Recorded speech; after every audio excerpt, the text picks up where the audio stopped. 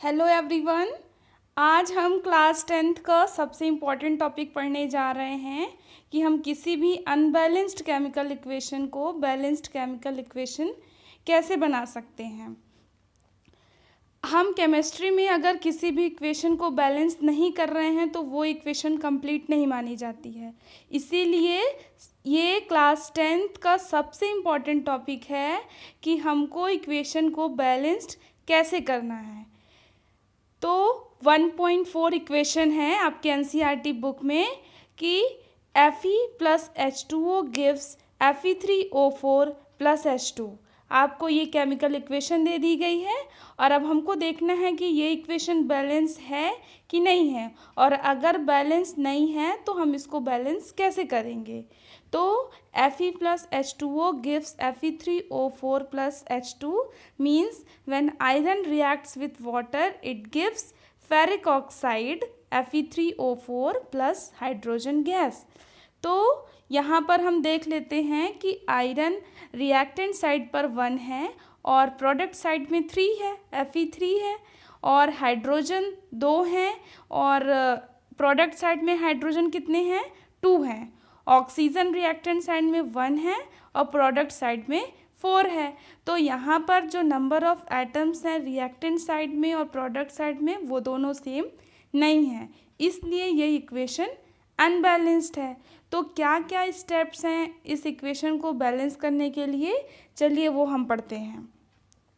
सबसे पहला स्टेप है कि किसी भी केमिकल इक्वेशन को बैलेंस करने के लिए हर फॉर्मूला के चारों ओर हमको एक बॉक्स ड्रॉ करना है, और उस बॉक्स के अंदर जब हम उस इक्वेशन को बैलेंस करेंगे तो हमको वो फॉर्मूला चेंज नहीं करना है।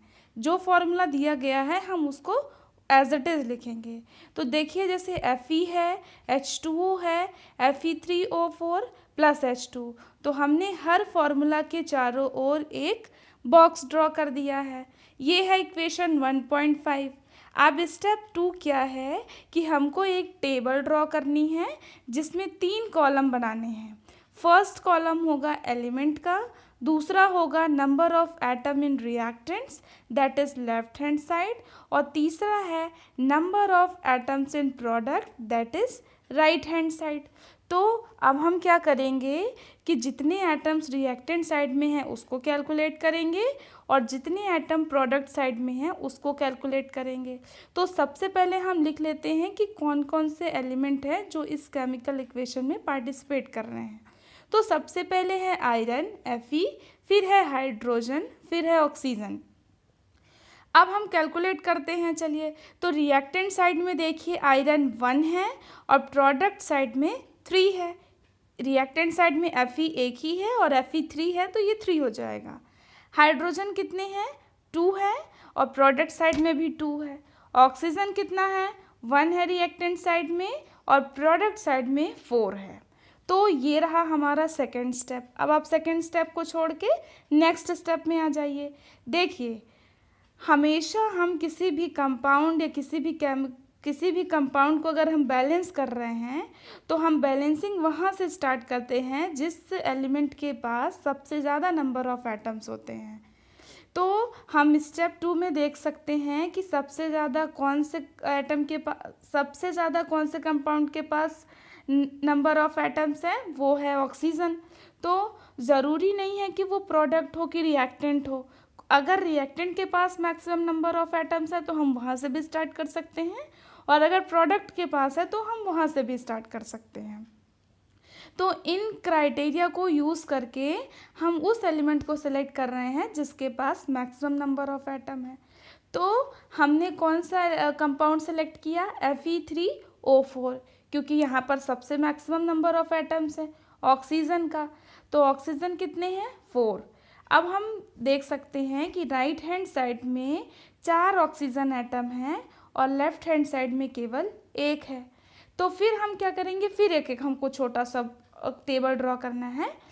अब हमको ऑक्सीजन एटम को बैलेंस करने के लिए देखिए सबसे पहले इनिशियल स्टेज में कितने रिएक्टेंट साइड में कितनी ऑक्सीजन थे, 1, और प्रोडक्ट में कितने हैं, 4। तो इसको बैलेंस करने के लिए हम रिएक्टेंट साइड में 4 से मल्टीप्लाई कर देंगे, तो दोनों इक्वल हो जाएंगे 4 4। ठीक है, तो नंबर ऑफ एटम्स को इक्वलाइज करने के लिए ये चीज़ हमको ध्यान में रखनी पड़ेगी कि हम किसी भी कंपाउंड का फॉर्मूला चेंज नहीं कर सकते हैं या फिर एलिमेंट जो उस रिएक्शन में इन्वॉल्व है। जैसे कि मान लीजिए हमको ऑक्सीजन एटम बैलेंस करना है, तो हम H2O जो H2O मॉलिक्यूल है उसके बाहर हम एक कोफिशिएंट 4 ऐड करेंगे, ना कि हम H2O4 लिखेंगे। H2O4 गलत है, अगर हम H2O होल ट्वाइस 4 भी लिख रहे हैं वो भी गलत है। हम उस फॉर्मूला के पहले एक कोफिशिएंट लगा देंगे 4। अब ये इक्वेशन क्या हो गई, हाफ बैलेंस हो गई है। Fe plus 4H2O gives Fe3O4 plus H2। ये इक्वेशन अभी कंप्लीट बैलेंस नहीं है, ये अभी पार्शली बैलेंस्ड इक्वेशन है, इक्वेशन 1.6। अब हम आ जाते हैं स्टेप 4 में। अब देखिए ऑक्सीजन तो बैलेंस हो गया है, लेकिन अभी आयरन और हाइड्रोजन एटम बैलेंस नहीं है। तो अब हम क्या करेंगे, इनमें से किसी भी एलिमेंट को ले लेंगे और उसको आगे का बैलेंस करेंगे। तो सबसे पहले हम क्या करते हैं कि हाइड्रोजन एटम को बैलेंस कर देते हैं इक्वेशन 1.6 में। अब देखिए हाइड्रोजन कितने हो गए हैं, H2O, और इसमें 4 इंटू करना है हमको। तो देखिए हाइड्रोजन यहाँ 2 पहले से थे, 4 और मल्टीप्लाई करना है तो 8 हो गए, पर प्रोडक्ट साइड में कितने हैं, 2 ही हैं H2 में। तो हम इसको बैलेंस करने के लिए क्या करेंगे कि प्रोडक्ट साइड में 4 से मल्टीप्लाई कर देंगे, तो दोनों बैलेंस हो जाएंगे। रिएक्टेंट साइड में भी 8 हो जाएंगे और प्रोडक्ट साइड में भी 8 हो जाएंगे। तो फिर हम इस इक्वेशन को लिखेंगे Fe plus 4H2O gives Fe3O4 plus 4H2। Okay, क्यों हम 4H2 लिख रहे हैं, क्योंकि हम प्रोडक्ट साइड में नंबर ऑफ एटम्स को इक्वलाइज करने के लिए 4 से मल्टीप्लाई कर रहे हैं, इसीलिए 4H2 कर दिए। तो जो इक्वेशन 1.7 है वो भी अभी पूरी तरह से बैलेंस्ड नहीं है, क्योंकि अभी जो नंबर ऑफ आयरन एटम्स हैं, Fe एटम्स हैं, वो बैलेंस नहीं है। अब हम आ जाते हैं स्टेप 5 में। अब हमने ऊपर वाली इक्वेशन को एग्जामिन किया, अब हम थर्ड एलिमेंट को लेंगे जो बैलेंस नहीं है। तो थर्ड एलिमेंट कौन सा है जो बैलेंस नहीं है, वो है आयरन। तो केवल एक ही एलिमेंट बच रहा है जो बैलेंस नहीं है। तो सबसे पहले इनिशियल स्टेज में देख लेते हैं कि आयरन कितने हैं। रिएक्टेंट साइड में 1 है Fe में, और प्रोडक्ट साइड Fe3O4 में 3 है। तो मतलब एक में 1 है और एक में 3 है। तो हमको बैलेंस करने के लिए रिएक्टेंट साइड में 3 से मल्टीप्लाई करना पड़ेगा। तो हम रिएक्टेंट साइड में 3 से मल्टीप्लाई कर दिए। अब आयरन एटम को इक्वलाइज करने के लिए हमने 3 एटम्स आयरन के लेफ्ट हैंड साइड में लिख दिए। तो 3Fe plus 4H2O gives Fe3O4 plus 4H2। मतलब कि 3 आयरन एटम 4 वाटर मॉलिक्यूल के साथ कंबाइन होकर Fe3O4 और H2 बना रहे हैं।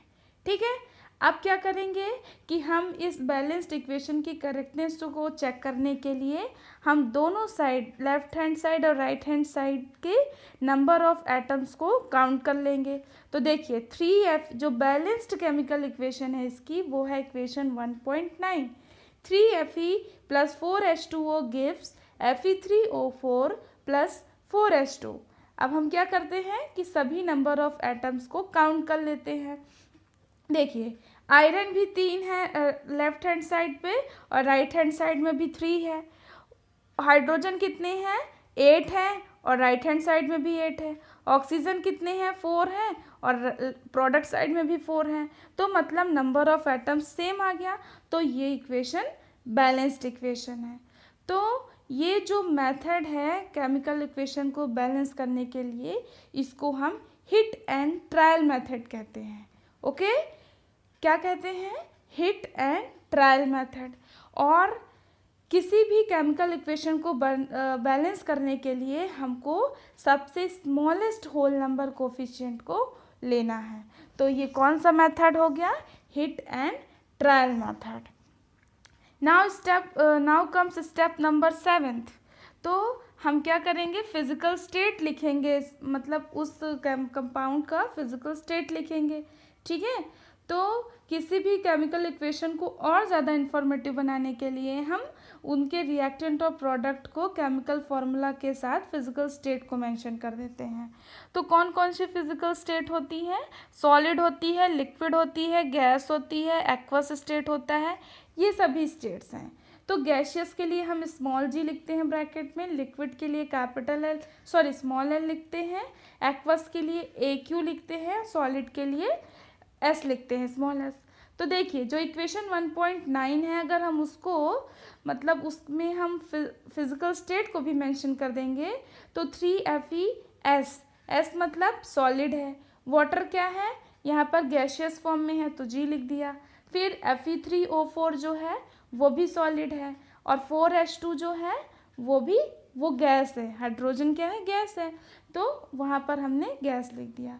अब हमको ये नोट करना है कि जो सिंबल G यूज़ किया है वाटर मॉलिक्यूल के साथ, तो वो ये इंडिकेट कर रहा है कि जो वाटर है वो स्टीम के फॉर्म में यूज़ कर रहे हैं। ओके, आप देखिए ज़रूरी नहीं है कि आपको फिजिकल स्टेट किसी भी केमिकल इक्वेशन के बैलेंस करने के बाद आपको और उसमें स्पेसिफाई करना ही पड़ेगा, पर हम कर देते हैं कभी कभी।